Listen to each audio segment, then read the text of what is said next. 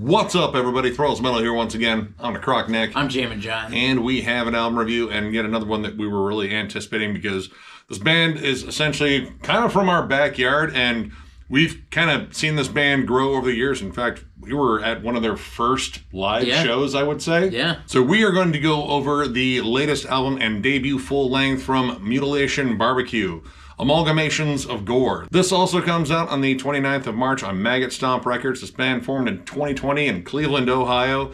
This is, again, their debut full length. They have two EPs, or an EP and a demo, or the second one's kind of a comp. Kind of. I don't know. They have two other releases. I have them both. I have been a big fan since, again, we saw them for the first time. I believe it was at 200 Stab Wounds record release show at the Foundry. The show itself was absolutely awesome. They were like the first band on. We knew nothing about them, and they blew us away with their live performance. Yeah. In fact, after their set, their frontman Chris came out and found us in the crowd because he was a big fan of Thralls and Metal. I was like, well, we're already a big fan of you guys because you guys just tore it up there. Yeah, it was a war of the fans, and I don't know who won, but it didn't matter because, I mean, we're both fans of each other, and that's really cool. Yeah, and I mean, since then, we've seen these guys multiple times. Yep. They've played here in Toledo. We recently saw them in Full Terror Assault. They tore it up there. And for those that don't know, this band is kind of straight up old school death metal, brutal death metal. I mean, you could draw a lot of comparisons to 200 Stab Wounds, and you'd be right. Yep. You'd be right. Like, there's a lot of groove, a lot of heavy syncopation. It is riff a minute and brutal as hell, and yeah, all those things definitely describe 200 Stab Wounds as well. Yeah, it's safe to say that they fall in that camp. A little bit of Sanguisugabog, a lot of Ohio death metal. Ohio's got a lot of good things going for them as far as death metal is concerned, and these guys are no slouch in that department. And throughout the course of seeing them live, they told us the updates. They were working on this full length. They were super excited to get signed to Maggot Stomp Records, which was kind of a dream come true for them. And yeah, we've been stoked to hear this one. Now, going into this, I heard a couple of singles, and it definitely sounded like Mutilation Barbecue. Riff a minute, heavier than hell. But this album's definitely got a few different wrinkles to it. I mean, this is, again, the first time they have compiled a full-length album, and I mean, it's relatively short. All their other releases are very short. This thing clocks under a half an hour. I think it's like a little bit over 28 minutes long, but it does not skimp on the things that they do well. Intensity, groove, massive, disgusting breakdowns. Lady Next Door in particular might have like one of the most disgusting breakdowns they've ever written, and I'm really not sure about that song title, just because like you compare it to the rest of the song titles, that's like the most tame one. Like you have xenomorphic organ rearrangement, autoanthropophagy, abortion ambulance, which is a carryover from their EP. Those don't really match up with Lady Next Door. Like, maybe they just had a sweet neighbor that made them cookies. Like, you know what? We're going to write a song about you. Look, I'm going to throw this out there. If you want to make us cookies, we'll mention you on camera. We've already done it once for one of our friends that made us cookies.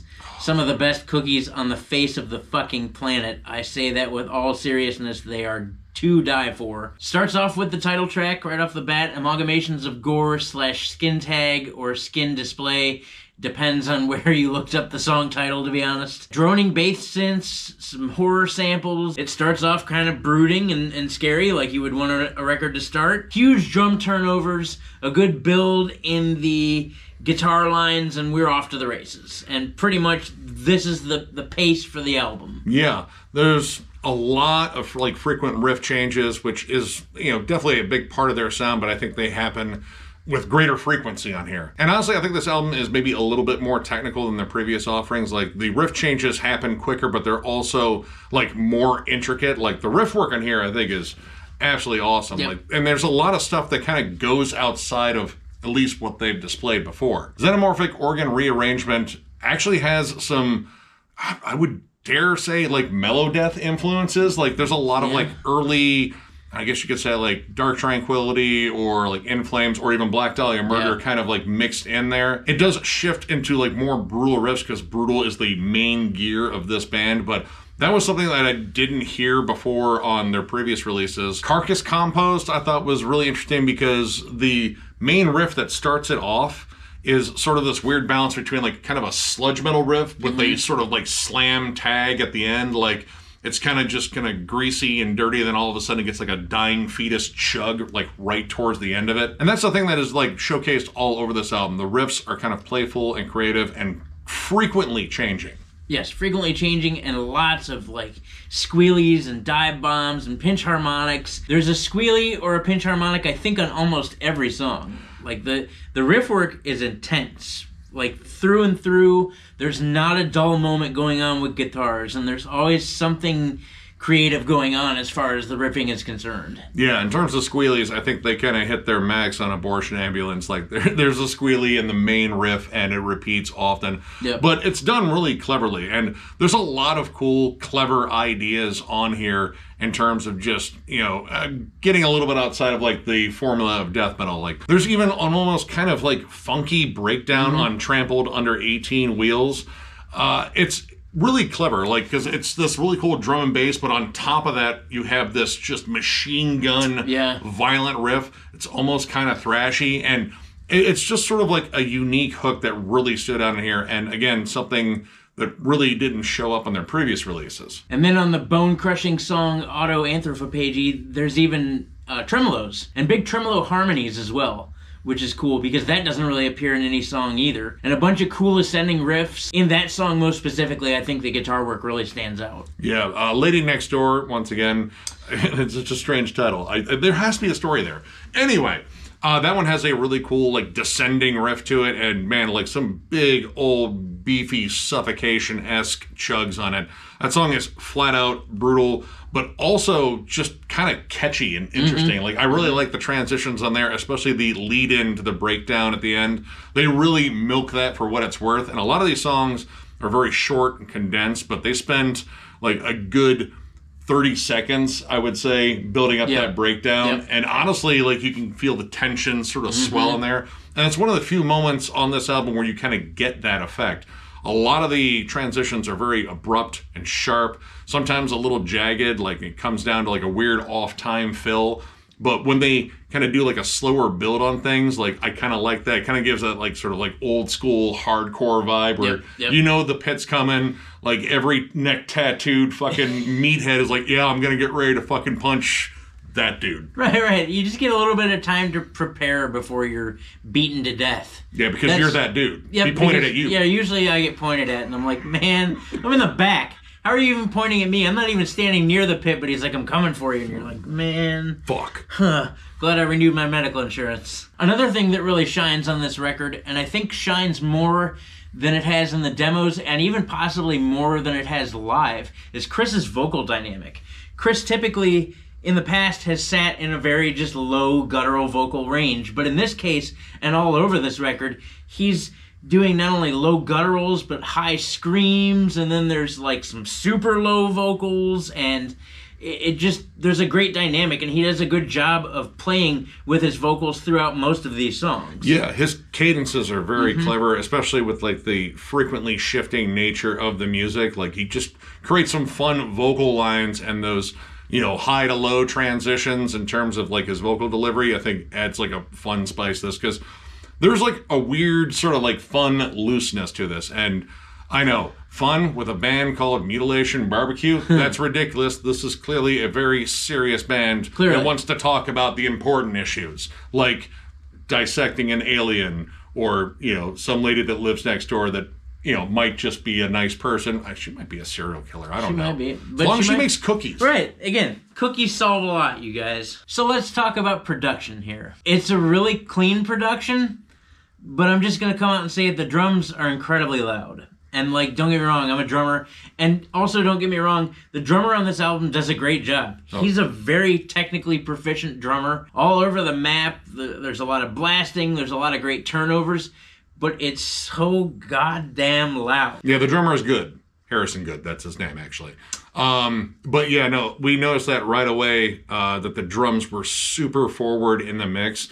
And I don't know if the guitars sounded thin because the drums were so forward, or the guitars were like a little bit on the thin side, but the drums really just kind of dominate this, especially anytime that snare hits. Like, it is just this big pop. Yep. And then there's the bass. I know their bass player is good, I've seen him live, but the bass for the most part, unless it's isolated in two sections. There's some in Hive Mind Homicide, and then there's some in the end track Spontaneous Human Combustion, where there's some bass isolation. And it sounds decent there, but it's really not present. Yeah, like you can hear it, but I don't know. I feel like there is a lot of compression to go with the sort of condensed nature of this album. Because, again, everything is generally in that 2.5 minute to 3 minute range song-wise. And then the production itself feels just kind of super tightened down. And the levels, I feel like, are just a little bit odd. Like, if you compared this to their previous releases, the guitars were definitely more, like, thick and dirty sounding. Here, they almost kind of have, like, a thrashy crunch, which I don't think sounds bad, but it is like a stark difference than their previous releases. And especially for what he's doing guitar-wise. Like, a lot of these riffs are incredibly intricate, and there's a lot going on. There's tons of awesome ascending, descending riffs. There's triplet chugs, and, like, that needs to be heard. And it's not heard really well on here, and I kind of feel bad about that. And while I like this band's style, it's very spastic and kind of chaotic, but it's still very controlled. I feel like a lot of the frequent transitions kind of hamper this, because there are moments you really want them to carry on, especially on a riff. Like, one of the main standouts for me on here was Autoanthropophagy, because it does a good job of milking kind of the main melody, but they play it in different ways, or at least it sounds that way. And I really like that because it kind of gave this song like a really good steady flow.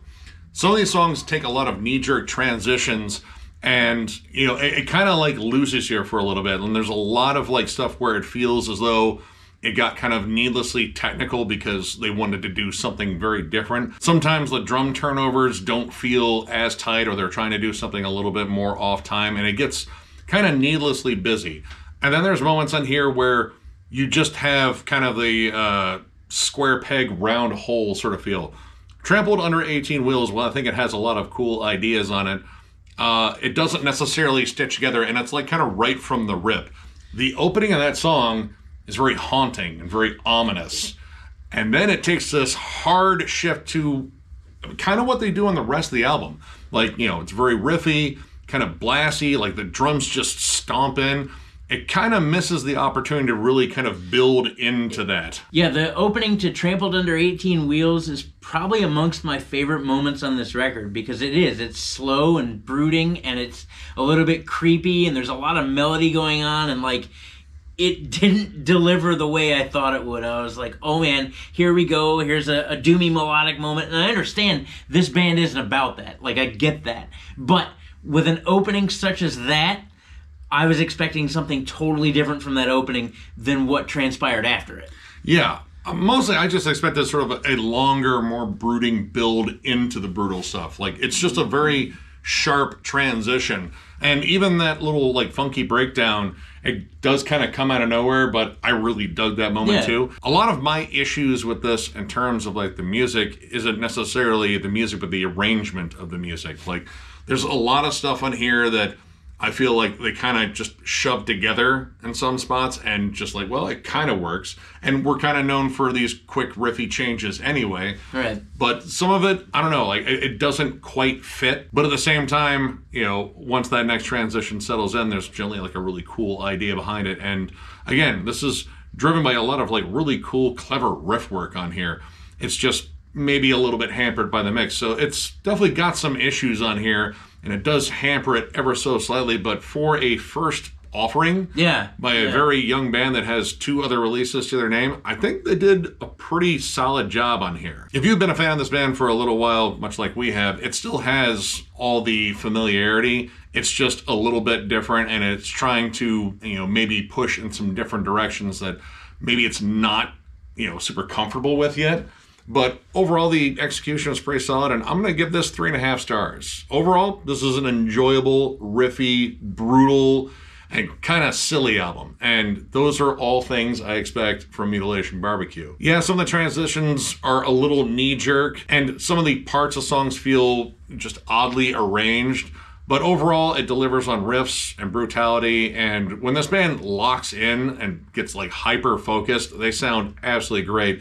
And this band won me over live, too. Well, yeah. Their live performance is absolutely incredible, so I'm curious to hear this stuff live as well. Personally, I think the live vibe, it really kind of captures what they're about, and I don't think this production necessarily fits them entirely.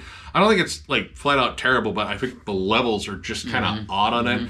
And I feel like a band like this, the guitars need to be like way more dominant. Yeah. But overall, solid release. If you're a big fan of 200 Stab Wounds, Sanguisugabog, Dissected, just heavy, groovy, nasty death metal, check this out. Pretty solid album.